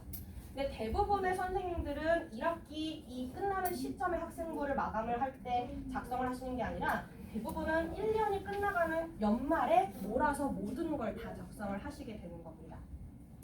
2학기가 시작이 되면 9월 달에 똑같이 이제 자율활동에서 임원 선출 리더십 활동하고요. 똑같이 활동이 돌다가 12월에 이제 기말고사가 시작이 되거나 끝나자마자부터 선생님들께서 본격적으로 모든 학생부를 작성을 하시게 되는데 이 시기를 놓치면 학생부가 이렇게 뭔가 만들어 나가기 너무 힘들어요. 그래서 요때부터 몰아칠 걸 미리 우리가 사실 3월달 거부터 모든 1년간의 활동을 학생부에 반영을 해야 되잖아요. 그래서 이 기말고사가 보통은 끝나자마자부터 선생님들께서 야 세특 쓸 거 가져와 이렇게 얘기를 하시는데 그때 선생님들 중에서는 그냥 니네가 쓰고 싶은 거 있으면 써와 내가 그거 반영해 줄게 그냥 너희들이 해와 이렇게 하면 저 같은 이렇게 컨설턴트들이 세특을 막 작성을 해줘요. 그러면 얘가 이 시간에 뭘 했고 이거를 선생님들이 쓰실 문장을 써가지고 제출해봐 이렇게 하면 그걸 복사 붙여넣기를 하시는 선생님들이 있고 혹은 그거를 참고해서 수정 보완해서 반영하시는 선생님들이 있고 혹은 그렇게 선생님이 쓰는 형태로는 쓰면 안 돼. 너희들이 자기평가서를 줄 테니 자기평가서에 선생님이 준 양식에 맞춰서 써와 라고 하시는 경우 3가지가 있어요. 혹은 아예 너희들은 아무것도 써오지 마. 난 내가 알아서 다 쓸 거야 하시는 경우가 있어요. 4번째가 최악이죠. 이렇게 되면 우리는 아무것도 손을 쓸 수가 없어요. 근데 모든 선생님들이 다 그런 경우가 아니라 일부 선생님들이 그러시고 대부분은 자기평가서는 많이 받으시는 편이에요. 그래서 그때 자기평가서에 선생님들이 질문 양식이 다 선생님들마다 달라요. 그러면 뭐 수행평가 때 뭐 했니? 거기서 무슨 주제로 했니? 뭐 네가 가장 기억에 남는 건 뭐였니? 어려웠던 게 뭐였니? 그걸 어떻게 보완했니? 여러 가지 질문을 쌓아주시고 그걸 써서 낸 거를 참고해서 선생님들이 자체적으로 문장을 만드시는 건데 그러면 자기평가서를 첨삭받아서 가는 아이들도 있고 알아서 써서 냈는데 선생님이 엉뚱하게 쓰시는 경우들도 있고 되게 천차만별이에요.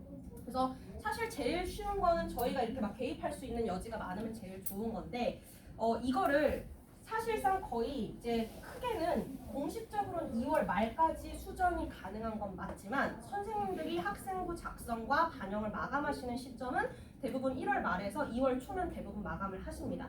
너희들이 낼 수 있는 것들은 이제 1월 말까지만 가져와 혹은 극단적으로 나는 방학 시작하면 아무것도 받아주지 않을 거야 라고 얘기를 하시는데 그럼 그 시기에 맞춰서 내야만 하는 게 맞아요. 아까 말씀드렸던 것처럼 세특은 담당 선생님들의 고유 권한이기 때문에 그걸 침범해서 부모님이 나서서 막 이거 왜 안 반영해줘요? 이렇게 한다고 해서 반영되는 것도 아니고 일단 정해진 시기 안에 제출을 안 했던 내 잘못이기 때문에 그 안에 반드시 맞춰서 내야 되는 거고 그럼 내려면 또 뭐가 문제가 생기냐면 시기는 맞출 수 있는데 막상 뭘 써서 내야 될지 모르겠는 상황이 생겨요. 그래서 3월 달부터 했던 활동들을 나중에 1년 뒤에 한꺼번에 정리하려고 하면 안 되고 반드시 그때그때 활동이 이루어질 때마다 중요한 거를 자기 스스로 챙겨놔야 된다는 거죠.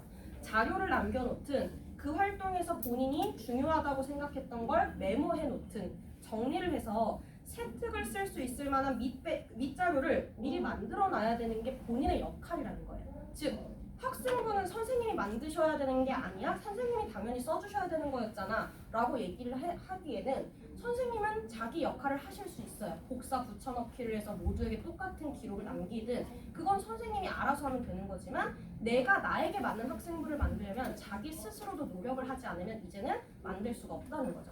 그래서 중요했던 활동들은 꼭 그때그때 잊어버리지 않게 잘 축적을 해놓는 게 중요하다 이렇게 보시면 돼요. 자, 그럼 이제 로드맵은 말씀을 드렸고 이 질문들에 대한 답변을 제가 아까 사실 다 설명을 드렸던 거를 좀 더 자세히 지금 설명을 다 드릴 수 없었던 거 놓칠 수 있었던 걸 제가 다 써놨으니까 한번 보시면 아 이런 걸 해야 되는구나 라는 걸 이해하실 수 있을 것 같고 이제는 성적에 관련된 내용을 조금 이제 시작을 해볼게요. 자, 학생부 성적이 어떤 추이를 가지고 있느냐에 따라서 진학 가능성이 달라져요. 예를 들어서 지금 제가 초록색, 이제 파란색으로 이렇게 일직선의 화살표를 줬단 말이에요. 그리고 동그라미로 빨간색으로 3학년 1학기에 표시를 해놨어요. 왜 3학년 1학기냐? 3학년 1학기를 마감하고 나면 대입을 치르기 때문이죠. 그러면 실질적으로 수시 원서 접수를 우리가 9월 둘째 주에서 셋째 주 사이에 합니다. 그게 정확하게는 언제라고 보시면 되냐면 9월 평가원 시험을 치르고 그 다음 주에 수시 원서 접수를 하게 되는데 그러면 공식적으로 8월 말까지가 3학년 1학기였으니 그때 학생부가 마감이 되자마자 수시 원서 접수를 한다고 보면 되는 거죠. 그러니 3학년 1학기까지의 내신이 가장 중요한데 제가 왜 3학년 2학기까지 했냐? 학생부를 관리하는 학생들은 현역으로 간다 한들 반드시 다음 해도 대비를 합니다. 왜냐하면 학생부의 모든 관리를 다 해왔던 친구들이 3학년 2학기를 내려놓는다? 혹시나 내가 현역 때 갔던 대학이 조금이라도 아쉬운 게 있었을 때 내가 다음에 그냥 학생부 전형만 다시 써보고 싶어 3학년 2학기를 내려놨다? 그럼 지원을 못하기 때문에 2학기까지를 어떤 가능성이 생길지 모르기 때문에 대비를 하라고 저는 많이 추천을 하고요. 그럼 첫 번째, 성적이 오르지도 떨어지지도 않고 항상 일정한 경우를 지금 처음에 보여드린 거예요. 당연히 그냥 항상 잘하는 전교 1등이면 가장 좋겠죠. 근데 우리는 전교 1등인 한 명보다는 대부분은 그렇지 않은 지금 수십 명, 수백 명의 친구들이 이제 고민을 하고 있을 거니까 예를 들어서 애매하게 학생부 전형을 준비할 만한 내신이 어느 정도는 돼야 되나요? 라고 물어보시면 저는 인서울을 생각하신다면 최하 3점대 중반을 넘어가면 추천을 안 드린다고 말씀을 드려요. 일반고의 경우라면. 그러면 계속해서 애매하게 3점대 초반, 2점대 후반 왔다 갔다 하면서 거의 똑같은 성적을 유지했다. 그런 경우에는 제가 뭐라고 얘기하냐면 일단 무조건 포기해라 혹은 무조건 끝까지 가라가 아니라 모의고사 성적과의 비교를 하라고 얘기를 해요. 3학년까지 계속해서 끌고 가다가 보면은 이제 모의고사 성적을 봤더니 내가 성적이 예를 들어 모의고사가 훨씬 더 잘 나와요. 그럼 당연히 수시를 할 이유가 없어져 버리는 거죠. 근데 거꾸로 나는 내가 분명히 지금 3점대 초반 성적이라서 내가 원하는 학교를 학생부로 갈 수 없다고 생각을 한다. 그래서 저는 내신을 포기하려고요 라고 왔는데 그래서 네 모의고사 성적을 한번 보자 이랬는데 모의고사 막 4, 5등급이 나와요. 그래서 그럼 너 어떻게 가려고 하냐 이러면 애들은 대부분 저 3학년 1학기부터 이제 본격적으로 시작하면 되잖아요. 1년 하면 되죠. 죽도록 하면 돼요 라고 얘기를 하는데 과연 그렇게 해서 올라갈 수 있는 가능성이 정말로 자신이 있냐라고 저는 얘기를 하거든요. 본인은 자신이 있다고 얘기하지만 결국은 그렇지 않은 친구들도 너무 많기 때문에 현재 냉정하게 모의고사보다 내신이 좀 더 나은 상황이라고 하면 쉽게 포기를 해서는 안 된다라고 얘기를 하는데 예를 들어서 입시는 객관적으로 자기 상황을 분석해서 비교 우위에 있는 전략을 선택하는 거지 자기 취향과 편의에 따라서 결정을 하는 전형이 아닙니다. 그래서 내 현실을 정확히 인지했을 때 만약에 학생부 전형으로 내가 갈 수 있는 학교가 마음에 안 들어서 포기를 하고 싶다. 그러면 모의고사로 올인을 하되 자기의 선택을 후회하면 안 된다라고 얘기를 해요. 근데 꼭 대부분은 9월 달에 애들 수시원서 접수하는 걸 보면 저보다 공부를 딱히 못하던 애가 왜 이제 수시를 쓰니까 괜히 저도 쓰고 싶어요. 이러면서 휘둘린단 말이에요. 그래서 후회하지 않을 선택을 하려면 반드시 좀 이제 끝까지 끌고 가는 게 좋다 이렇게 얘기를 하고요. 두 번째로 내가 목표하는 대학과 전공의 합격선을 확인을 하라고 얘기를 해요. 그래서 내가 가지고 있는 성적이 너무 부족해서 그거를 좀 더 보완해서 어떻게든 지원을 해볼 건지 아니면 과감하게 포기를 하고 정시 올인을 할 건지 그걸 결정을 해야 되는데 보통은 저는 학생부 전형을 포기할래 말래 이 판단을 하는 시기를 2학년 2학기라고 얘기를 많이 해요. 2학년 2학기쯤 되면 어느 정도 가이드가 나오니까 그 전까지는 포기를 하겠다고 하는 애들의 대부분은 현실 도피인 경우가 많습니다. 그냥 하기 싫고 자신이 없고 공부하기 싫으니까 도망가는데 그걸 도망가서 2학년 때부터 일찍 수능 준비를 하면 더 유리하지 않아요? 그렇지 않아요. 대부분은. 왜냐면 2학년 초반이 되자마자부터 애들이 1학년 때 성적이 전 이미 틀렸어요. 그래서 2학년 때부터 저 정시 대비할래요 하는 애들이 대부분은 처음에 한 2주, 3주는 막 의욕이 넘쳐가지고 막 학원 다니고 막 혼자 공부하고 막 인강 다 끊고 막 이제 문제들 다 사요. 근데 3주쯤 지나면 버겁고 자기가 아직은 이해할 수 없는 영역들이 너무 많아서 나는 지금은 일단 어느 정도 모의고사를 잡고 기출을 돌리긴 하지만 본격적인 거는 아니야 라는 얘기를 하면서 어영부영 시간만 버리게 되지 2학년 초반부터 포기했던 애들이 절대로 그때부터 본격적인 수능 대비를 고3처럼 시작하는 경우는 없습니다. 또 만약에 설령 내가 이제 그렇게 준비를 해야겠다라고 생각을 하기 시작하면 무슨 고민을 또 하냐면 왜 그럼 난 학교를 다녀야 되지? 를 해요. 그러면 내가 굳이 시간을 버리고 있을 바에는 자퇴를 하고 빨리 수능 대비에 올인을 할 수 있게 나 그냥 어디 뭐 기숙 들어갈래 이렇게 해가지고 기숙을 애들이 와요. 근데 저는 만약에 그렇게 해서 자퇴를 하려고 한다고 하면 자퇴를 해야 되는 시기는 2학년이 시작하고서 자퇴를 하는 건 늦어요. 왜냐면 검정고시를 볼 수 있는 시점이 있고 검정고시를 보고 나서 수능 대비를 하고 수능 원서 접수를 해야 되는 시점이 있기 때문에 실질적으로 2학년이 되는 수능을 보려면 그 전년도 이제 1학년 때 10월 이전에 자퇴를 해야지만 검정고시를 보고 그 다음에 수능을 응시할 수가 있어요. 그래서 자퇴를 할 생각이면 1학년 때 판단을 해야 되는데 아직 1학년 2학기 때는 가능성을 예단하기가 조금 어려운 시기다 보니까 결과적으로는 일단 입학을 해서 학교를 다니고 학생부 전형을 생각해볼 생각으로 학교를 다녔다면 저는 일단 2학년 2학기까지는 학생부를 관리해보고 결정을 하라고 얘기를 많이 합니다. 세 번째로 과목 간의 편차가 어느 정도인지를 확인해야 되는 게 일관된 게 유리할지 불리할지 알 수 없기 때문이죠. 그 다음 두 번째로 2학년이 되고서 1학기 때 일시적으로 하락하는 아이들이 많아요. 왜 그러냐면 1학년 때까지는 공통과목 중심으로 이제 공부를 해왔는데 갑자기 2학년 1학기 때 선택자가 나뉘면서 특히 사탐, 과탐 이렇게 응시자 수가 줄어들다 보면 등급이 하락을 하게 되겠죠. 그래서 흔들리다가 다시 중심을 잡고 올라가서 결국은 가장 좋은 결과를 쭉 치고 올라가서 3학년 때 마무리를 했어요. 그런 친구들은 학생부를 계속 가지고 가야 합니다. 수시를 놔서는 안 되고 일시적인 1학기의 하락은 응시자 수가 나뉘면서 불가피한 요인으로 인정을 받기도 해요. 그래서 그 이후에 보완을 했다고 하면 대학은 충분히 그거를 인정하고 통과를 시키기 때문에 섣불리 포기하면 안 되고요. 두 번째, 약점이 되는 과목과 진로와의 연계성이 높은 과목을 커버하기 위한 탐구를 구상하라고 얘기합니다. 내가 만약에 성적이 하락했다. 그러면 나 이미 틀렸어가 아니라 그럼 그걸 어떻게 만회할 것인가에 대해서 비교과를 통해서라도 채우려는 아이디어를 짜내면 성적에 대한 아쉬움을 일부 보완할 수는 있다. 그러니 이런 케이스는 포기하면 안 되는 경우다. 이렇게 얘기합니다. 마지막으로 제일 많은 아이들이 통강통강 왔다 갔다 하는 아이들이 많아요. 올라갔다 내려갔다 올라갔다 내려갔다. 그래서 전체 평균은 크게 달라지지 않았어요. 근데 계속 오르락 내리락 하는 게 왔다 갔다 기복이 심해요. 이런 친구들이 있는데 일단 편차를 줄이기 위해 노력을 했느냐를 봅니다.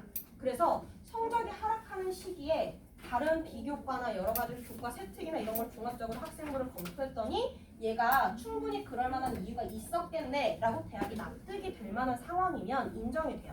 근데 뭐 그게 공부는 하라는 공부는 안 하고 엉뚱한 것들 막 자꾸 막 이렇게 하는 친구들은 당연히 불이익을 받게 될 거고, 성적이 하락을 했는데 예를 들어서 끝까지 내가 최선을 다해서 이 뭐 수학을 잘 잡으려고 노력을 했는데 아무리 발버둥 쳐도 성적이 안 나올 수도 있잖아요. 그러면 대학은 성적이 안 나왔으니까 당연히 일단은 좀 우려가 있는 시선으로 바라보겠지만, 얘가 그 과목을 포기하지 않고 굉장히 보완하려고 노력을 했다? 그러면 그런 걸 오히려 인정을 해주기도 해요. 왜냐면 성적이 안 나오면 당연히 포기하고 싶고 외면하고 싶을 텐데 끝까지 포기를 안 해서 얘 기특하네 해서 오히려 긍정적인 시도가 될 수도 있기 때문에 그런 과목들을 보완할 수 있게끔 해주면 좋겠고, 진로 면에서 오히려 역량이 확장되는 모습을 보여주는 것도 방법이 될 수 있어요.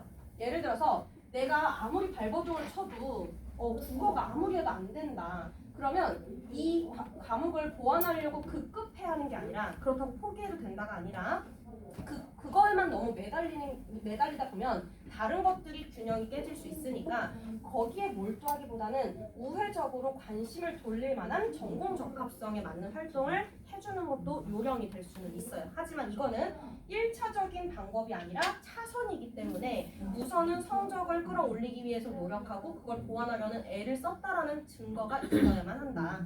이렇게 봅니다. 자, 그래서 이렇게 성적의 추이에 따른 큰 틀을 말씀을 드렸고, 사실 저는 이렇게 숫자로 기준을 만들어 드리는 거 되게 싫어하는데, 왜냐면 입결이라는 건 정말 다양하게 편차가 생기고 일반고도 일반고 나름이고 특목고도 특목고 나름인데 굳이 어느 정도는 돼야 돼요 자꾸 물어보시는 경우들이 있어서 제가 할 수 없이 만들었던 거니까 요거는 신뢰하지 마세요. 그러니까 뭐는 있냐면 애들이 특목고 특히 여기 이제 국제고도 있고 하니까 이제 특목고니까 저는 괜찮지 않아요? 라고 자기 합리화를 하는 아이들이 되게 많은데, 저는 이제 특목고에서 내신이 평균 5등급이면 5등급 때인데 일반고보다는 제가 공부를 잘할 테니까 라고 이미 전제를 깔고 생각하는 아이들이 많아요. 근데 그건 완전한 착각이고, 특목고 5등급을 뽑을 바에는 일반고 3등급을 뽑는 경우도 많아요. 그러니까 일단 특목고 5등급이 당연히 인서울은 해야지라는 착각을 하면 안 되고, 내신은 어느 학교를 갔든 간에 기본적인 기준이 어느 정도는 되어야 한다. 그래서 최하 이 정도는 되어야 학생부 전형을 생각해 볼 만하다라고 보시면 되고, 물론 그거보다 더 낮아도 갈 수 있는 학교들도 있죠. 근데 또 애들이 자기 합리화를 하는 게, 우리 학교 작년 입결에 6.5등급이 서성안을 갔대요. 이거 하나를 가지고 저를 막 설득하러 와요. 그럼 이제 그 친구 하나야 라고 얘기를 저는 하거든요. 그러니까 한 명의 데이터를 가지고 자기가 그 사람이 될 거라고 자꾸 그 희망에만 이제 몰두하지 않았으면 좋겠다라는 의도입니다. 자, 그리고 요런 일정은 그냥 한번 챙겨봐달라라고 말씀을 드린 게, 우리가 수시를 6개를 쓰게 되는데 수시 6개 외에 플러스 옵션으로 추가로 지원할 수 있는 학교들이 있어요. 대표적인 게 카이스트, 유니스트와 같은 학교들이죠. 그래서 이공계열은 아무래도 선택권이 조금 더 많아요. 그래서 여기는 내가 수시 6개를 지원하고 플러스로 3개를 쓰든 4개를 쓰든 그거를 제한을 받지 않아요. 심지어 전문대도 마찬가지입니다. 그래서 원하는 학교들을 내가 옵션으로 더 이제 지원할 수 있는 데가 없는지 한번 찾아보시면 좋겠고, 또 요새 이제 좀 핫한 학과들은 기업 연계형 대학 학과들이 또 있어요.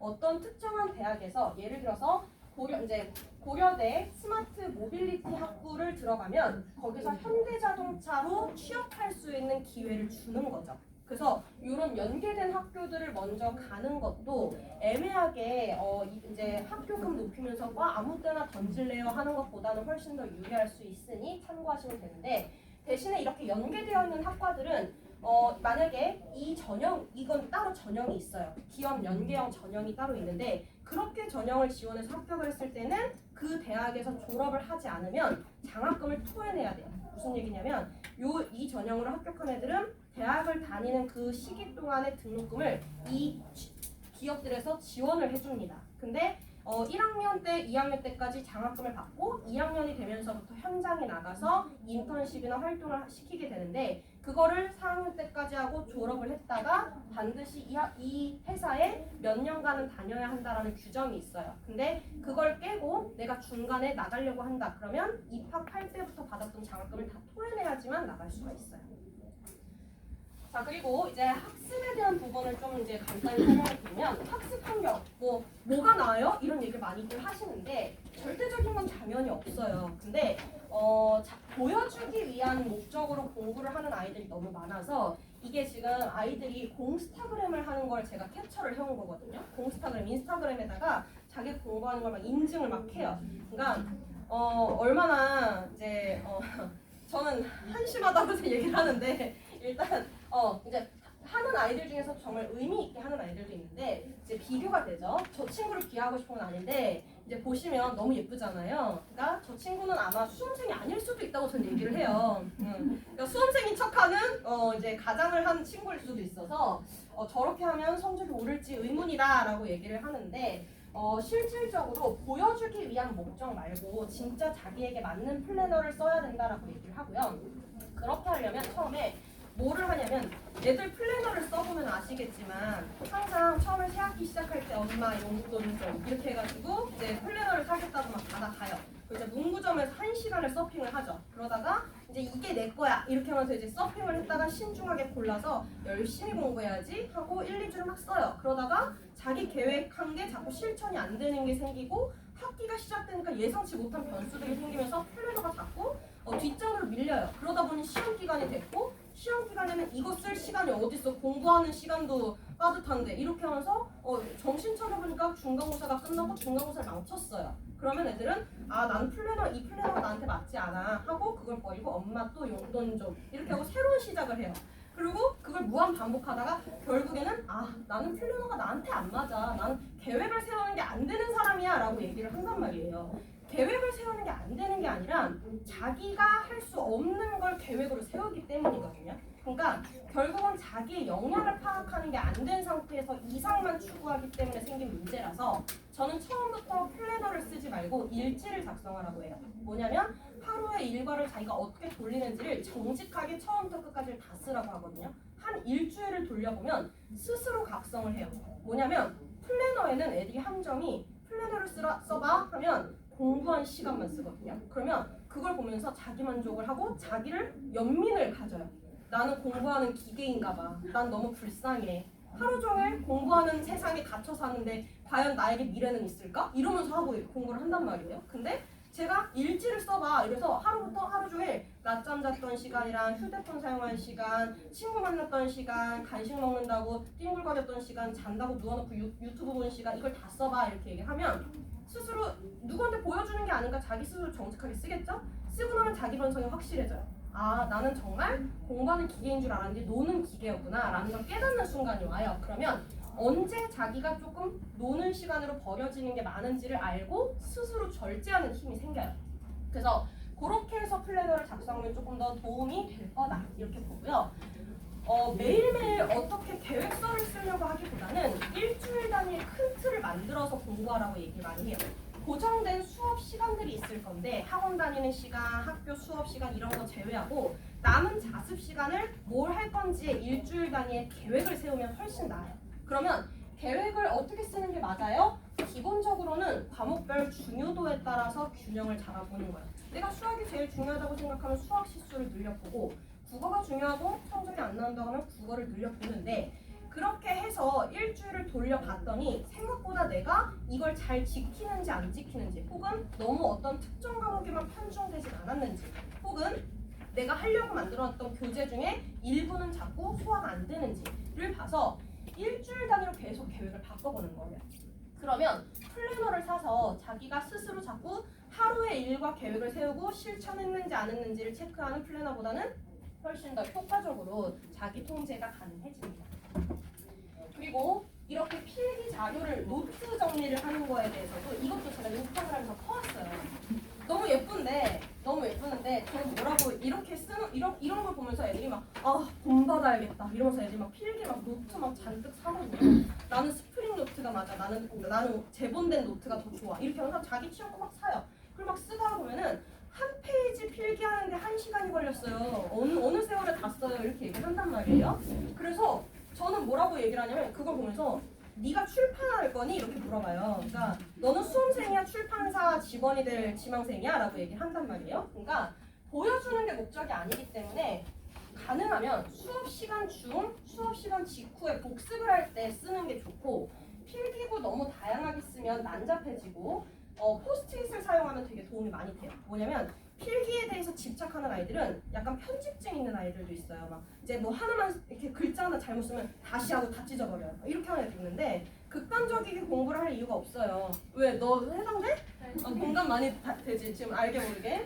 그래서 그런 경우는 포스트잇을 조그만 거에다가 써서 이렇게 해보고 뭐 일부만 띄워버릴 수 있으니까 그렇게 해서 붙이고 이렇게 조합을 하면 훨씬 더 정리는 빠르게 잘 됩니다.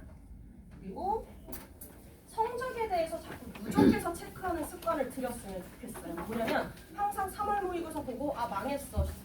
제가 항상 컨설팅을 하면 기본적으로 제일 먼저 가지고 오라고 하는 게 성적표인데 성적표가 어디 있는지 모르겠어요 라는 얘기를 거의 대부분이 해요. 근데 그거는 정말로 정신이 없고 바빠서 잃어버린 게 아니라 의도적인 거죠.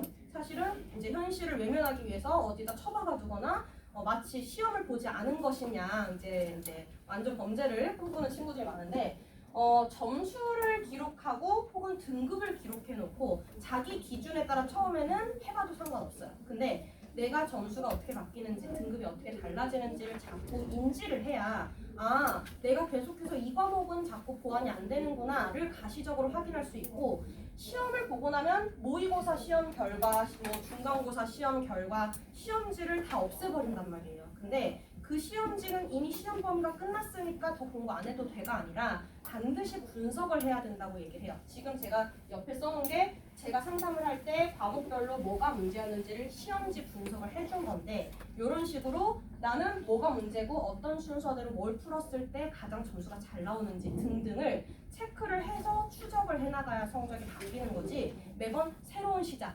이렇게 리셋을 시키면 의미가 없다 이렇게 봅니다. 마지막 세특에 대한 내용은 아마 순서대로 읽어보시면 아 교과 학습 내용을 이런 식으로 이런 내용들을 채워서 정리를 해놔야 되는구나 그거에 대해서 이런 걸 좀 더 해보면 좋겠다 그리고 마지막으로 심층 탐구도 해보고 세특 첨삭을 이렇게 해야 되는구나 그냥 샘플을 한번 보여드린 거니까 읽어보시면 참고가 될 거라고 봅니다. 그래서 여기까지가 아마 이제 설명 대부분이고 질의응답인데 요거는 아마 진짜 질문이 되게 많으실 거라고 생각을 해요. 제가 항상 설명회든 컨설팅을 하면 가장 많이 받는 질문들 중에 있는 건데 저는 그 중에 하나를 꼭 말씀을 드리자면 10번을 많이 말씀을 드려요. 부모가 할 수 있는 역할이 뭐예요? 라고 많이 물어보시는데 고등학교 진학을 하고 나서부터는 부모님들이 하실 수 있는 역할이 별로 없어요. 왜냐면 중학교 때까지는 아이들이 그래도 수용을 하는데 고등학교를 넘어가는 순간부터는 부모님 말을 절대 듣지 않습니다. 기본적으로 똑같은 말을 저도 하고 부모님도 하는데 부모님이 얘기를 하면 그거는 다 불신을 하거나 일단 배척을 하기 시작을 해요. 그래서 개입을 하려고 하면 할수록 계속 갈등만 생기지 누군가가 그냥 차라리 선생님이나 누군가 외부의 타인이 개입을 하는 건 괜찮은데 부모님의 역할이 쉽지는 않다. 그래서 그냥 학교든 학원이든 맡기시는 게 제일 낫다라고 저는 이제 말씀을 드리고 만약에 굳이 만약에 하실 수 있는 역할을 이제 말씀을 드린다고 한다면 진로에 대한 고민을 같이 해주시는 건 좋을 것 같아요. 예를 들면 아이들한테 자꾸 빨리 진로 찾아내 라고 하시거든요. 야, 너 진로 없이 지금까지 뭐 했어? 이렇게 하신단 말이에요. 근데 그게 아니라 아이들이 진로를 선택하지 못하는 이유는 대부분 나는 자기가 경험한 세상이 너무 좁고 내가 뭘 해야지 진로를 내가 맞는 걸 찾을 수 있는지의 기회를 아직 제대로 체험하지 못했기 때문인 경우가 많아서 이런 진로를 하면 이런 식으로 흘러갈 수 있고 혹은 이런 비슷한 진로도 있어 라는 다양한 지도를 조금 보여주시는 것도 좋을 것 같기는 해요. 그 정도지 학교 생활에서 막 세트를 막 작성해 주신다든지 뭐 야 이것도 해봐 저것도 해봐 라고 얘기를 하시기에는 부모님들은 하지 않으시면서 이제 아이들만 시키는 구조가 되기 때문에 아이들은 더더욱 불신을 하겠죠. 그래서 일단은 최대한 아이들이 좀 주도적으로 할 수 있게 맡기시는 게 낫지 않을까라고 생각합니다. 그래서 뒤에 있는 거는 이제 뭐 컨설팅을 진행했던 방식이나 내용들 설명을 드린 거라서 이런 게 있구나 한번 보시고 궁금하신 게 있으면 따로 질문을 받아서 진행을 해드리도록 할게요. 그래서 일단 여기까지 제가 설명을 드릴 거는 마무리가 됐습니다. 네, 이상입니다. 고생하셨습니다.